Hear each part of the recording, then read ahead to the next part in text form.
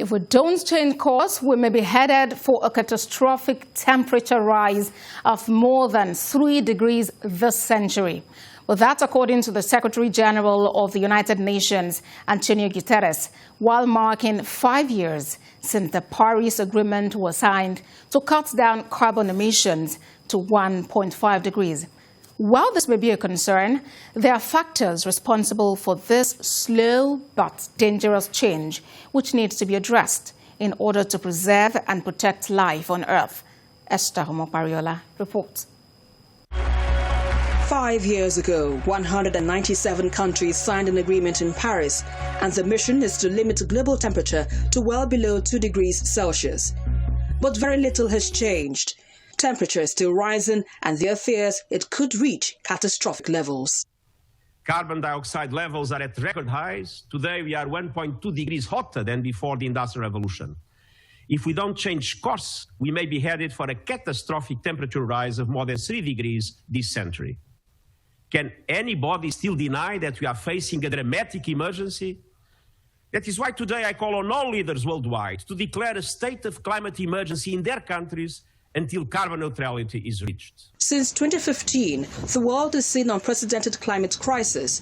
From heat wave in India, hurricane in the United States, cyclone in Mozambique, and wildfires in Australia, the constant carbon emissions are fueling a climate crisis that destroys many communities.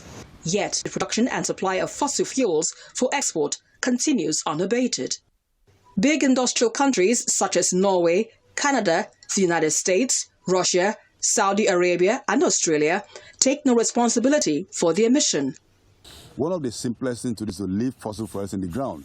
Leave the oil in the ground, leave the coal in the ground, leave the gas also in the ground. This is direct climate action. This is what science is telling us. This is what logic is telling us. We can't extract all the fossil fuels we have and burn them without burning up the planet.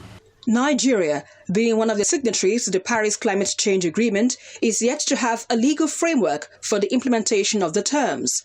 Minister of State for the Environment, Sharon Ikazo, believes the country needs to create policies and laws to reduce vulnerability and build resilience against climate change and its effects on the ecosystem. Most of the climate action in Nigeria, and I think globally too, is premised on targets on the NDCs, the nationally determined contributions. We have pledged that we will reduce emissions by 20% on our own and 45% with the help of the international community. However, to do these things, yes, you do need the finances, but you also need policies, you need regulations and setting up of several institutional frameworks. And then we have to stop gas flaring. This is critical. It's number one thing that Nigeria has to do. Stop gas flaring. Gas flaring is an affront to human rights. It kills people, and it's also destroying the environment and contributing to global warming by the amount of carbon emission that's been released into the atmosphere. COVID-19 pandemic has powerfully demonstrated how vulnerable we are when there is a disruption in the ecosystem. It is imperative, therefore, that countries take seriously the fight against climate change, reduce its emissions of poisonous gases into the atmosphere, and protect the Earth so as to guarantee a lifeline for the next generation. Esther Omopariola.